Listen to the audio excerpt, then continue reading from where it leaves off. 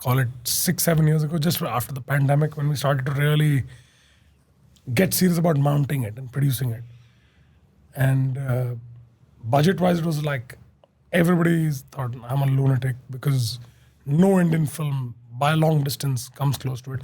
So to put it simply, it'll be about $500 million by the time we're done on both films put together, part 1 and part 2, which is over 4,000 crores. Wow. भाई मैं रामायण सोच रहा था इससे भयंकर होगी यार। ओके, तो मेन सवाल ये है कि क्या असली मॉन्स्टर ले आए हैं कि नोलन भाई? अब भाई इतनी तो नफरत नहीं करेंगे अपने एक्टर्स से कि असली वॉरपूल में ढकेल दें। तो ओडिसी के ट्रेलर को देखने के बाद मुझे ये चीज़ रियलाइज़ हो चुकी है कि द रामायणा जो कि पैशन प्रोजेक्ट होने वाली थी नमित मल्होत्रा एंड नीतीश तिवारी की, और हाईली एंटिसिपेटेड मूवी होने वाली है हम सभी के लिए, इंडिया के लिए एक बहुत बड़ा इवेंट है, बट ये गलत हाथों में जा चुकी है। और इस वीडियो में मैं तुम्हें प्रूव करके दिखाने वाला हूँ कि नमित मल्होत्रा एंड नीतीश तिवारी से बेटर इसे क्यों राजा मौली संभाल सकते थे, क्यों नमित मल्होत्रा से बड़ी बड़ी बातें करने में आगे हैं, काम उनका जीरो है। और हम इस पे भी बात करेंगे कि क्यों आखिरकार क्यों इन्हें नोलन से और राजा मौली से सीख लेनी चाहिए कि कैसे एक मूवी को एपिक बनाते हैं। अब जो सबसे पहला सवाल उठता है वो यही उठता है कि why Rajamouli is the one who can do this. अब भले ही नीतीश तिवारी की दंगल ने 2000 करोड़ कमाया हो internationally, but SS Rajamouli की Baahubali 2 was the first movie of India which crossed 1000 crore in India, और दंगल ने बस 360 करोड़ ही बनाए थे। And all thanks to China, वो आज 2000 करोड़ पे बैठी हुई है सिर्फ और सिर्फ चाइना कलेक्शंस की वजह से। पर एसएस राजा मौली ने ये बिना चाइना कलेक्शन के करके दिखाया एंड उन्होंने वेस्ट को इस तरीके से कैप्चर किया है कि वहाँ के लोग उनकी बातें करते हैं अभी तक। उनकी आने वाली मूवी वाराणसी के लिए जितना हम एक्साइटेड हैं उससे ज्यादा बेस्ट वाले एक्साइटेड हैं। क्यों? क्योंकि उन्हें उनकी आर्ट बहुत ही पसंद आ गई है। और यहाँ पे बात सिर्फ पैसों की नहीं है, हम पैसों को साइड भी कर दें तो मूवीज की बात भी करें तो नीतीश तिवारी कहीं आसपास भी भटकते नहीं राजा मौली सर के। I mean, अभी तक नीतीश तिवारी सर ने क्या क्या ही बनाया, बस फील गुड मूवीज या फिर इमोशनल कॉमेडी जॉनर को ही टच किया है, जिसमें से दंगल उनकी सबसे बड़ी हिट थी, फिर छिछोरे है, चिल्लर पार्टी है, एंड ऐसे कई सारी मूवीज हैं जो काफी फील गुड है, काफी अच्छी हैं, वो एपिक नहीं है। I mean, तुम खुद ही सोचो, एक बंदा जिसने चिल्लर पार्टी, छिछोरे, बवाल, भूतनाथ, बरेली की बर्फी जैसी मूवीज बनाई है, वो रामायणा बना रहा है जो कि एक बहुत बड़ा विजनरी प्रोजेक्ट है। एंड मैं ऐसा नहीं बोल रहा हूँ कि वो बना नहीं सकते, पर क्या उस लेवल पे बना पाएंगे जिस लेवल पे राजा मौली सर बना सकते हैं? मेरा बस यही कहना है कि I mean, इनकी मूवीज अच्छी थी बट इनका जॉनर बहुत ही ज्यादा डिफरेंट था। वहीं पे हम चलो राजा मौली सर की मूवीज का लाइनअप देख लेते हैं।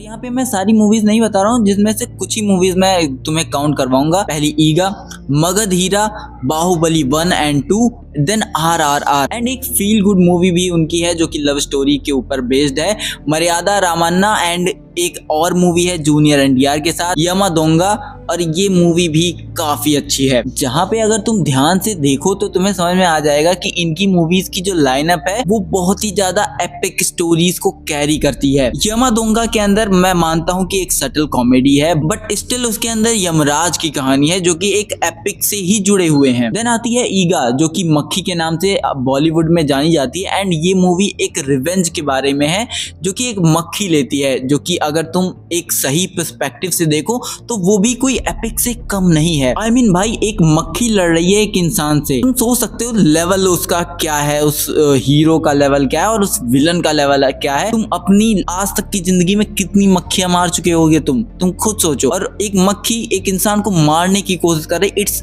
एपिक भाई। देन मुझे तुम्हें बताने की जरूरत तो नहीं है कि मगध हीरा, बाहुबली 1 एंड 2 और RRR कितनी बड़ी एपिक मूवीज हैं। आई नो कि वहां पे थोड़ी बहुत कमियां रह गई हैं, कई सारी चीजें VFX CGI में कम थी, बट मूवी स्टिल एपिक ही है। This guy has mastered the art of epic in India. I mean, biggest Indian epic movies में 2 मूवीज तो इन्हीं की है जो कि RRR एंड बाहुबली 2 है। तो हाँ, अगर कोई था जो सबसे बढ़िया रामायणा को हैंडल कर सकता था वो राजा मौली सर ही थे। And let me remember you कि एक और ऐसा डायरेक्टर था जो कि काफी ज्यादा पैशनेट था अपने एक एपिक मूवी को लेके, एक एपिक स्टोरी को लेके, जिसके अंदर लव एंड इमोशन काफी हैवी था, एंड उसने जो फकअप किया था वो भाई स्टार प्लस वाला शो बन गया था। और हाँ, मैं ये आदि पुरुष की नहीं बल्कि ब्रह्मास्त्र की बात कर रहा हूँ।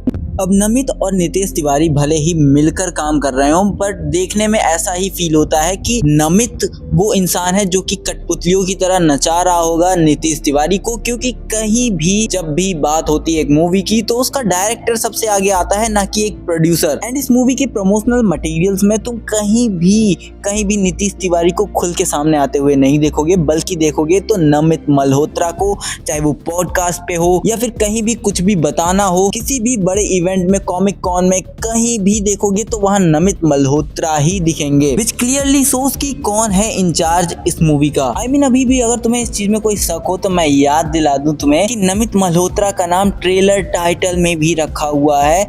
एंड उसके बाद ये मूवी का जो टाइटल या फिर ग्लिम्स जो भी रिवील था वो किसके बर्थडे पे आया था? नमित मल्होत्रा के बर्थडे पे। एक वीक पहले राम जी की रामनवमी थी, उस दिन वो ट्रेलर नहीं रिलीज हुआ था, वो रिलीज हुआ उस दिन जिस दिन नमित मल्होत्रा का बर्थडे था। ये मैं क्लियरली देख सकता हूँ कि डायरेक्टर का विजन ऑलरेडी दब चुका है उस प्रोड्यूसर के ऊपर से, जिसने पूरा पैसा लगाया हुआ है वो उसी हिसाब से बना रहा है वो, क्योंकि एक जीनियस है, मार्केटिंग जीनियस है, पैसा लगाने वाला इंसान है, तो वो चाहेगा कि मेरा पैसा वापस भी आए, जिसके बारे में उसने पॉडकास्ट पे भी जाके काफी कुछ बोला है। एंड तुमने पॉडकास्ट तो सुना ही होगा। देखो जो मैं बोलने जा रहा हूँ वो थोड़ा सा हार्श होने वाला है, पर ये ही सच है। अब देखो डीनग ने दुनिया की सबसे विजनरी मूवीज के लिए काम किया है, जैसे कि टेनेट हो गई या फिर इंसेप्शन हो गई या फिर इंटरस्टेलर हो गई या फिर एवेंजर्स हो गई। तुमने बड़ी बड़ी मूवीज के लिए काम किया है, पर क्या वो मूवीज तुम्हारी थी? क्या वो विजन तुम्हारा था? तो नहीं। मैं सिंपली बस यही बोलना चाहता हूँ, जिस मूवी में जो शॉट्स इन्होंने दिए हैं वो विजन किसी और का था, यानी डायरेक्टर का था या फिर उसके स्क्रिप्ट राइटर का था कि उसने उसे वैसा दिखाना चाहा, बस इन्होंने वो करके दिया है। फॉर एग्जाम्पल अभी हाल ही में एक मूवी का ट्रेलर आया था जिसका नाम था कृष्णा अवतारम, एंड उसके जो डायरेक्टर हैं उन्होंने पूरी जिंदगी रिसर्च की है इसी मूवी के लिए, एंड उनके पास इतना बजट नहीं था कि वो 4000 करोड़ लगाएं एक मूवी में, बट स्टिल उनकी मूवी से वो वाइब आती है कि वो रियलिज्म, वो एस्थेटिक, वो सीनरीज, वो रियलिज्म वो अचीव कर लेते हैं। क्यों? क्योंकि उन्होंने प्रैक्टिकली चीजें काफी सारी की हैं। I mean, भाई तुम्हें उस ट्रेलर को देखकर ही पता चल जाएगा कि अगर तुम उसे कल्चर वाले निगाहों से देखोगे तो वो कितना रिच है उस चीज में। मतलब उसमें हर एक चीज बहुत ही सही से दिखाया गया है, लोगों का पहनावा, लोगों का एक्सेंट, या फिर वो जो लव स्टोरी दिखाने की उन्होंने कोशिश की है, या फिर वो जो स्टोरी नैरेटिव एक म्यूजिकल की तरह दिखाया है, वो सब चीज बहुत ही बढ़िया ब्यूटीफुल दिखता है। एंड बिलीव मी भाई, मुझे नहीं लगता उनके पास 200 करोड़ का भी बजट होगा। सच कहूं तो वो बंदा वैसा मूवी बना पा रहा है क्योंकि उसका विजन वैसा है, ना कि उसके पास कम पैसे या फिर ज्यादा पैसे होने की वजह से वो बना सकते हैं, या फिर तुम प्रोड्यूसर बन के एक अच्छी मूवी नहीं बना सकते। YRF स्टूडियो क्यों फेल हुई है? इसी वजह से फेल हुई है। तुम सिर्फ पैसे डाल के धुरंधर नहीं बना सकते, उसके लिए पैशनेट होना पड़ेगा, तुम्हारे पास विजन होना चाहिए, जो कि भाई मैं कहूंगा भले ही नमित मल्होत्रा कितना भी ज्यादा पैशनेट होने का दिखाएं, पर वो इतने पैशनेट दिख नहीं रहे हैं। I mean यार, चलो मैं मान लेता हूँ कि तुमने इंसेप्शन का वो ड्रीम वर्ल्ड बनाया था, बट उसे सोचा किसने था? नोलन ने ही तो सोचा था। तुमने क्या किया? तुमने सिर्फ काम करके दिया, तुमने गधा मजदूरी की थी। और जब तुम अपनी मूवी बना रहे होते तो तुम्हें गधा मजदूरी नहीं करनी होती और ना ही चीजों को उठाना होता है, जैसा कि तुमने लॉर्ड ऑफ द रिंग से उठा लिया है। वहीं पे दूसरी तरफ SS राजामौली अपनी मूवी के लिए खुद का एक सेट बनवा रहे हैं, जिसमें वो मोशन कैप्चर को बहुत ही बढ़िया से नेल डाउन करेंगे, क्योंकि उनके हिसाब से डायमेंशंस नहीं फिट हो रहे थे, तो इसीलिए उन्होंने हैदराबाद में खुद का एक मोशन कैप्चर स्टूडियो बनाया। इसे कहते हैं डेडिकेशन, ना कि तुम्हारी तरह भाई जो कि शूट बाहर भी हो सकता है, वो तुम ग्रीन स्क्रीन पे कर रहे हो और क्लियरली पता चल रहा है। सिनेमा मैन की वीडियो देखने के बाद मुझे भी यकीन हो गया था कि ये स्टार प्लस लायक ही बना रहे हैं, इंटरनेशनली बेचने के लिए इसे नहीं बनाया जा रहा है। मैं बता रहा हूँ कि SS राजामौली की वाराणसी की ट्रेलर या टीजर कुछ आने दो, तब इनको इनकी औकात पता चलेगी। अभी ऑलरेडी नोलन की ओडिसी का ट्रेलर आ गया, जिसमें साइक्लॉप्स दिखा, वो जाइंट मॉन्स्टर्स दिखे, कैनिबल्स दिखे, और वो सब रियल थोड़ी ना है भाई, वो सब CGI ही है। एक 6 मुंह का ड्रैगन दिखने वाला है उस मूवी में, और वो एकदम ही फील नहीं होगा कि वो CGI सीजी है, क्योंकि काम तो डीनक वाले ही कर रहे हैं उस मूवी के अंदर। तो भाई इनकी मूवी में ये सब चीजें कार्टूनिस्ट क्यों लग रही हैं, एंड नोलन की मूवी में वो सब रियल क्यों लग रहा है? क्योंकि नोलन से तुम पैसा ले रहे हो, वहाँ पे अपने बेस्ट ऑफ दी बेस्ट बंदों को दे रहे हो, और यहाँ पे कार्टून एनिमेशन बनाने वाले को दे रहे हो, और लोगों से चिल्ला चिल्ला के बोल रहे हो कि भाई मैंने 4000 करोड़ लगाए। भाई नोलन ने भी 2000 करोड़ लगाया है, और लोग बोल रहे हैं भाई ये 2000 करोड़ में बन कैसे गई। अब जिस किसी को भी ओडिसी की कहानी नहीं पता, वो मेरी ये वाली वीडियो जाके जरूर चेकआउट कर लेना, तुम्हें ओडिसी की पूरी कहानी पता चल जाएगी, एंड उस नए चैनल को सब्सक्राइब भी कर लेना। खैर फॉर अ रेफरेंस मैं तुम्हें बता देता हूँ, ओडिसी भी एक एपिक स्टोरी है जो कि 3000 साल या 2000 साल पहले की कहानी है, जिसमें बहुत सारे एपिक चीजें हैं, जैसे कि मॉन्स्टर, जाइंट्स और कैनिबल्स, एंड ऐसा चीज है उस कहानी में जो कि तुम अगर रियलिज्म में जाओगे तो बहुत ही ज्यादा पैसे लग जाएंगे सीजी करने में, हर एक चीज करने में। बट नोलन का वो ट्रेलर देख के तुम कहीं भी पॉइंट आउट नहीं कर सकते कि भाई ये चीज सीजी है और ये चीज रियल है। वो उन दोनों चीजों को इस तरीके से उन्होंने ब्लेंड किया है, सीजी एंड रियलिज्म को, कि तुम फर्क बता ही नहीं सकते भाई। And this is what I wanted from Ramayana भाई। लेकिन जो हगा है ना इन्होंने, वहीं पे एसएस राजामौली की जो एपिक स्टोरीज को बताने का जरिया होता है वो किसी नजरिए से दिखाते हैं। अब एक एपिक स्टोरी टेलिंग करने का जो टेक्निक एसएस राजामौली यूज करते हैं, मैं तुम्हें बता देता हूँ, वो उस वातावरण को उसी तरह से बनाते हैं, उनकी बोली, उनके भाषा, उनके कपड़े, उनका रहन सहन और उनका रहने का नजरिया, उनके इमोशंस, हर एक चीज बहुत ही बढ़िया से नेल डाउन करते हैं। फॉर एग्जाम्पल जब तुम बाहुबली देखते हो तो तुम्हें कई बार ऐसा फील होता है कि भाई तुम उन्हीं लोगों का पार्ट हो जो कि उस राज्य में रह रहे हैं, उस पीड़ित समाज का एक पार्ट हो, जिसकी वजह से जो इमोशंस होते हैं वो तुम्हें काफी ज्यादा फील होते हैं, खास करके तब जब एक पीड़ित व्यक्ति को वो दिखाते हैं, उसकी आंखों को दिखाते हैं, उनके इमोशंस को दिखाते हैं, तो तुम उनके पेन से फील कर पाते हो। वहीं पे जो रामा वाला टीजर था वो इस चीज में लैग कर जाता है। सिर्फ एक जगह पे उन्होंने ये नेल डाउन किया है, जब राम जी का क्लोजअप दिखाते हैं, वो आंखों से आंसू बहने वाला। उसके अलावा जब राम जी उस कॉरिडोर से चल के जा रहे होते हैं, उनके ऊपर फूल की वर्षा हो रही होती है, तो वो ग्रैंड तो दिखता है, ब्यूटीफुल तो दिखता है, पर इमोशंस वहां पे बिल्कुल नहीं होते हैं। जहां पर यही चीज अगर राजामौली को करनी होती तो वो कुछ ऐसा दिखाते कि एक पर्सन की आंखों से तुम देख रहे हो कि लोग कैसे सराह रहे हैं कि राम जी हमारे बीच से होकर जा रहे हैं, एंड वो कितना ज्यादा खुश हैं उस चीज को लेकर, उसे एंजॉय कर रहे हैं, या फिर उनकी आंखों में वो श्रद्धा भाव दिख रहा है, वो किसी के नजरिए से दिखाते। एक किसी इंसान का क्लोजअप शॉट डाल देते तो वो इमोशन फील हो जाता। बट नहीं, तुम्हें तो सिर्फ भाई अपना पैसा दिखाना है कि मैंने इतना पैसा खर्चा किया, देखो भाई। और हाँ, ये मूवी आईमैक्स के लिए शूट हुई है, आईमैक्स कैमरे पे नहीं शूट हुई है। और ऊपर से उस कॉरिडोर वाले सीन में जहाँ फूल बरसाए जा रहे हैं उसमें कई सारी गलतियां भी है, जो कि मैंने ऑलरेडी अपनी वीडियोस में पॉइंट आउट करके दिखा ही दिया था। खैर ये लोग इमोशंस को टच करने की कोशिश करते हैं बाद में वनवास वाले सीन में, जहाँ राम जी वनवास जा रहे होते हैं एंड अयोध्यावासी दिखाए जाते हैं, बट स्टिल वो इमोशन तुम्हें फील नहीं होता, सिर्फ सुनाई देता है वो इमोशन, क्योंकि वो म्यूजिक के थ्रू अचीव करने की तुमने कोशिश की है। वो शॉट्स बहुत ही ब्यूटीफुल दिखते हैं, बट इमोशन नहीं है उन शॉट्स में। इनका जो टीजर है वो अब अगर मैं बार बार देखता हूँ तो मुझे ऐसा लगता है ये बस शो ऑफ करने की कोशिश कर रहे हैं कि हमने पैसा खर्चा किया है, ये देखो मैंने इतना गजब का सेट बनाया है, इतना बढ़िया बनाया है। तो भाई संजय लीला भंसाली भी ऐसा काम कर लेते हैं। हमें रामायणा में अच्छा सेट नहीं देखना, हमें इमोशंस भी चाहिए, वो रियलिज्म भी चाहिए। मुझे नहीं चाहिए कि जब राक्षस दिखे तो ऐसा लगे कि वो कार्टून है और जो राम जी हैं वो असली हैं, क्योंकि तुम्हारी ही कंपनी ओडिसी में अपना VFX आर्टिस्ट भेज रही है काम करने के लिए, तो तुम खुद की मूवी में वैसा काम करके क्यों नहीं दिखा रहे हो? और तुम ओम राउत की तरह एक्सक्यूज भी नहीं दे सकते कि भाई फकअप हो गया, हमारे पास इतना पैसा नहीं था, VFX में नहीं डाल पाया हम। तुम्हारी ही कंपनी, तुम्हारे ही लोग उससे कम बजट की मूवी में, जो कि नोलन बना रहे हैं, ऑफ कोर्स उनकी मूवी में अच्छा काम करके दिखा रहे हो, और अपनी मूवी जो कि महंगी है उसमें खराब काम कर रहे हो। तो भाई इंडिया की जनता तुम्हें छोड़ने वाली तो नहीं है, क्योंकि विजुअल स्टोरी टेलिंग की जब भी बात आती है तो एसएस राजामौली हर जगह स्टैंड कर लेते हैं। अब मैं ऐसा बोल क्यों रहा हूँ, क्योंकि एसएस राजामौली कुछ भी जब दिखाते हैं ना तो विदाउट बोले वो चीजों को दिखा देते हैं एंड वो तुम्हें इमोशन हिट करता है। अब याद करो सालार, KGF या फिर बाकी साउथ की मूवीज, जब हीरो की एंट्री होती है तो वहां पे एक बंदा वहां साइड में बोल रहा होता है कि वो आएगा, वो ऐसा कर देगा, वो वैसा कर देगा। ऐसा राजामौली सर नहीं करते हैं। राजामौली सर इंस्टेड ऑफ बोलने के वो क्या करते हैं, वो दिखाते हैं, वो कैरेक्टर डेवलपमेंट दिखाते हैं, वो कैरेक्टर को टाइम देते हैं। अगर तुम्हें RRR याद हो तो उसके अंदर डेवलपमेंट देते हैं वो भीम के कैरेक्टर को भी, राम के कैरेक्टर को भी। अगर तुम्हें बाहुबली याद हो तो वो किसी कैरेक्टर से ये नहीं बुलवाते कि ये बंदा पहाड़ चढ़ के आया है, बल्कि वो ये दिखाते हैं कि वो रियली में चढ़ता है। वो सिर्फ कोई बोलता नहीं है कि भाई वो इंट्रोडक्शन दे रहा है कि अरे फलाना बंदा पहाड़ चढ़ के आया, बल्कि वो दिखा देते हैं। मतलब यही है ना वो विजुअल हायरार्की की, जो चीजें बाकी जो क्रिएटर्स हैं या फिर डायरेक्टर्स हैं वो सिर्फ बोलकर काम चला रहे हैं कि हाँ हम वो बता देंगे, लोगों को यकीन तो हो जाए चाहिए। वो चीज राजा मौली सर क्या करते हैं, कहते हैं कि फक दिस शिट, मैं दिखाऊंगा ये चीज। एक बार तुम खुद ही इमेजिन करो KGF के अंदर अगर रॉकी के कैरेक्टर के बारे में जो बंदा बता रहा होता है कि वो ऐसा कर देगा, वो वैसा कर देगा, वो मॉन्स्टर है, वो गैंगस्टर है, वो डायनासोर है, फलाना है, ढिमकाना है, उसकी जगह वो उसे करता हुआ दिखाते तो तुम्हें ज्यादा बेटर फील होता। तुम्हें उस कैरेक्टर की डेप्थ बिना किसी चीज को बोले ही फील हो जाती। तुम्हें पता चल जाता कि वो कितना ज्यादा खतरनाक है।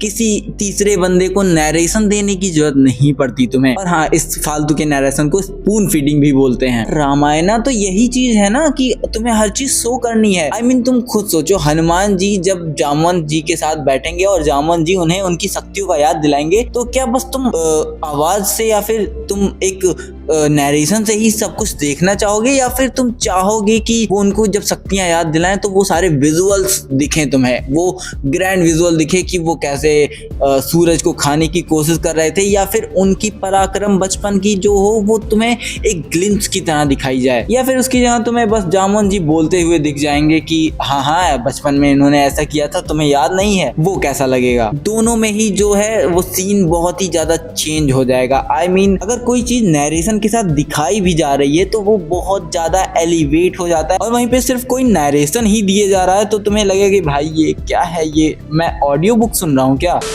और रामायण मूवी की जो ग्रैंडनेस है वो अगर तुम्हें जाननी है, तुम्हें वो लेवल का ग्रैंड फील करवाना है तो तुम्हें उन्हीं किसी सैनिक में से या फिर किसी तुच्छ इंसान के POV से तुम्हें मूवी दिखनी चाहिए, ताकि तुम्हें फील हो सके कि जो आसपास चल रहा है वो कितना ज़्यादा ग्रैंड है और तुम कितने ज़्यादा तुच्छ हो। और ये सारी चीज़ें सिर्फ अचीव की जा सकती हैं फ्रेम्स एंड सिनेमैटोग्राफी से, जो कि बेस्ट करते हैं SS राजामौली सर, जिसके लिए SS राजामौली अपने प्री प्रोडक्शन में ही काफ़ी सारे सेट्स पे काम करते हैं एंड उसको काफी ज्यादा परफेक्ट कर लेते हैं ताकि वो ग्रैंडनेस दिखा सके अपने स्टोरी के अंदर। तुम अभी वाराणसी का ही सेट ले लो, उन्होंने लगभग वाराणसी जैसा ही एकदम घाट बना लिया है एंड वैसा ही एकदम डेवलप कर लिया है, जिसको देखकर तुम बता ही नहीं पाओगे कि ये रियल वाराणसी है या नहीं। क्या ये काम रामायणा मूवी वालों ने किया है? नहीं भाई, ऑफ कोर्स नहीं। उन्होंने महल ही बड़ी मुश्किल से खड़ा किया होगा, और क्योंकि इनके पास डीनेक्स जैसी कंपनी है तो हर चीज ये पोस्ट में डालते जाते हैं, प्री में कुछ रखते ही नहीं है। और जब तुम प्री प्रोडक्शन में कुछ भी नहीं करते हो तो भाई ओम राउत जैसा ही हाल होता है। मैं दिल से ये बोल रहा हूँ, दिल से बोल रहा हूँ कि ओम राउत जैसा ही हाल होता है अगर तुम सब कुछ पोस्ट पे डालते जाते हो। क्योंकि अगर तुम प्री प्रोडक्शन में अगर चीजों को बेटर कर सकते हो, जितना ज्यादा नेल डाउन कर सकते हो उतना कर लो, क्योंकि पोस्ट प्रोडक्शन का फकअप दोबारा से सही नहीं किया जा सकता अंटिल यू रीशूट इट। और इसीलिए मार्वल के अंदर इतने ज्यादा हैवीली रीशूट्स होते हैं, क्योंकि वो पोस्ट में सारी चीजें जब ठीक करने लगते हैं तो उन्हें रीशूट्स करने पड़ते हैं। बट उनके पास बजट उतना बड़ा है, उनके पास सेट्स उतने बड़े हैं कि वो अपने सेट्स को वैसा का वैसा रखते हैं एंड वो रीशूट कर लेते हैं। पर भैया तुम्हारी मूवी तो एक बार शूट हो गई तो हो गई, उसके बाद वो सेट हट जाता है। तुम कोई मार्वल प्रोडक्शन तो हो नहीं, और ये कोई फ्रेंचाइजी मूवी तो है नहीं, सिर्फ 2 ही मूवी का बजट है, तो फिर तुम क्यों ही उतना सेट रखोगे कि भाई पोस्ट में जाते वक्त भी मूवी रीशूट करनी पड़ सकती है। यानी कि मूवी के साथ फकअप होना बहुत ही सिंपल चीज है। अब SS राजामौली अपने प्री प्रोडक्शन को बहुत ही ज्यादा नेल डाउन करते कैसे हैं, वो है स्टोरी बोर्डिंग। स्टोरी बोर्डिंग करना मतलब हर चीज को पहले से ही विजुअली इमेजिन कर लेना, स्क्रीन प्ले को बहुत ही अच्छे से लिख लेना एंड उसके हिसाब से चाहे एनिमेटेड बना के या फिर स्केच बना के उसे हर एक चीज रख लेना, ताकि तुम जब सेट बनाओ तो फ्रेम्स तुम अच्छे बना सको एंड जो तुम्हारा सिनेमैटोग्राफर हो उसे आइडिया हो कि उसे कैप्चर क्या करना है। इवन कई बार मैं भी अपनी वीडियोस में स्टोरी बोर्डिंग यूज करता हूँ, जो कि बहुत ज्यादा हेल्पफुल होता है। और भाई सच कर रहा हूँ, अगर तुमने स्टोरी बोर्डिंग बढ़िया से की है तो तुम्हारे विजुअल्स बढ़िया दिखेंगे। तो इस सारी चीजों का कंक्लूजन जो है वो मेरा यही मानना है कि रामायण को एक विजन की जरूरत है, ना कि इसे पैसों की जरूरत है। मैं क्लियरली देख सकता हूँ कि डीनेग यानी नमित मल्होत्रा के पास वो विजन नहीं है जो रामायण को चाहिए, बल्कि वो विजन सिर्फ और सिर्फ राजा मौली सर के पास है। और ये लोग इतना पैसा इसमें झोंक के डाल रहे हैं कि ये इंडिया से तो इसे रिकवर कर नहीं पाएंगे, तो इसे ये लोग वेस्ट को केटर करने के लिए बना रहे हैं ताकि वेस्ट में लोग ज्यादा देखें। इसीलिए इसे लॉर्ड ऑफ द रिंग से थोड़ा थोड़ा इंस्पायर्ड बता रहे हैं, या फिर और भी कई सारी ऐसी जो फिक्शनल चीजें हैं वो वेस्ट के लिए ज्यादा बनी हुई दिख रही हैं, जो कि इतना बुरा भी नहीं है। बट तुम अपने कोर को मत भूलो भाई, कोर को कैसे भूल सकते हो तुम। और सच कहूं तो मैं भी देखता हूं कि अगर तुम अपना सोल तुम बेच देते हो पैसों के लिए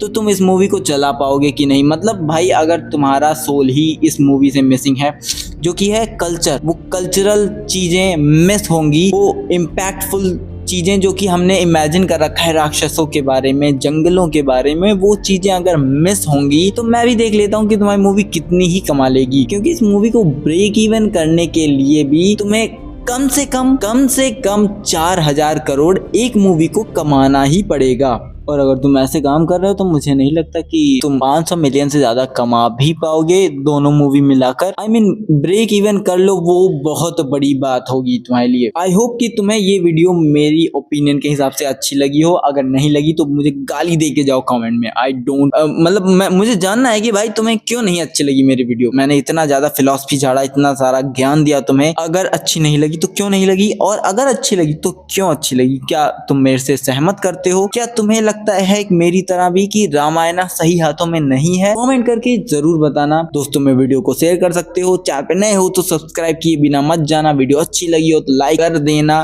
क्योंकि आई होप भाई जल्दी से जल्दी मेरे सब्सक्राइबर बढ़े एंड मैं और बढ़िया वीडियोस बना के लाऊं तुम्हारे लिए। खैर चलता हूं, मिलते हैं तब तक के लिए नेक्स्ट एपिसोड में। तब तक के लिए टाटा बाय बाय। एंड हाँ, तुम्हें हॉलीवुड रिलेटेड कंटेंट देखना है तो हमारा सेकंड चैनल चेकआउट कर सकते हो, जिसपे मैंने अभी ओडिसी का पूरा कहानी डाला है, तो जाकर जरूर चेकआउट कर लेना। Tata bye bye and peace out.